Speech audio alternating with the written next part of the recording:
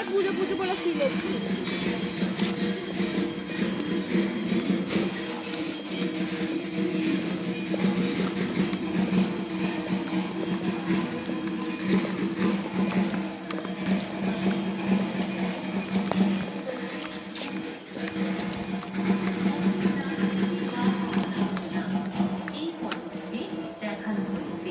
মণ্ডপের দ্বিতীয় অংশে মাতৃত্বের প্রকাশকে তুলে ধরেছি আমরা।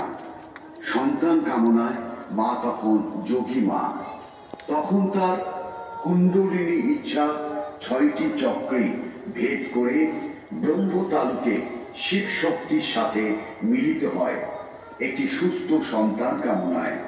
তখন মস্তিষ্ক জাগে সহস্র মনে, বিকশিত হয় সহস্র দল পদ্ম। সে আসবে আসবে তার সৃষ্টির সুখের উল্লাস নিয়ে, তার জন্মের আনন্দ নিয়ে। 6টি মাতৃমূর্তি এখানে সেই আনন্দের প্রতিচ্ছবি। মায়ের গর্ভের জলীয় অন্ধকার নিচে বিরাজিত মা এখানে গর্ভধারিণী অপরূপ রূপে। ইনি আমাদের মা, আমাদের ঘরের চিরচেনা চির আদরের মা। মণ্ডপের তৃতীয় অংশে দেখানো হয়েছে মা তার শরীরের সন্তানকে সমাজের বুকে প্রতিষ্ঠিত করার যে অক্লান্ত প্রয়াস, তা পৃথিবীর বুকে একমাত্র মাই করতে পারেন।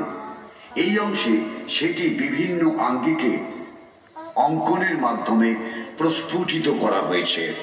চতুর্থ অংশে দাঁড়িয়ে আছেন আমাদের মা, দাঁড়িয়ে আছেন বন্দি দশায়, দাঁড়িয়ে আছেন গারদখানায় অন্ধকারে অসহায় একাকিনী।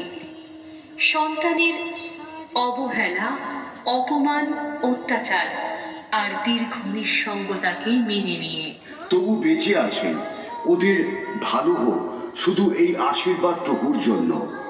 মা মাকড়সা যেমন সদ্য জাত সন্তানকে নিজের দেহটিকে খাইয়ে দেন, ঠিক তেমনি এই মা ক্লান্ত বিধ্বস্ত অকৃতজ্ঞ সন্তানের মা তিনি। তবু তো তিনি মা। মা কি কোনোদিন ধর্মচ্যুত হতে পারেন? পারেন না, পারেন না কোনোদিন।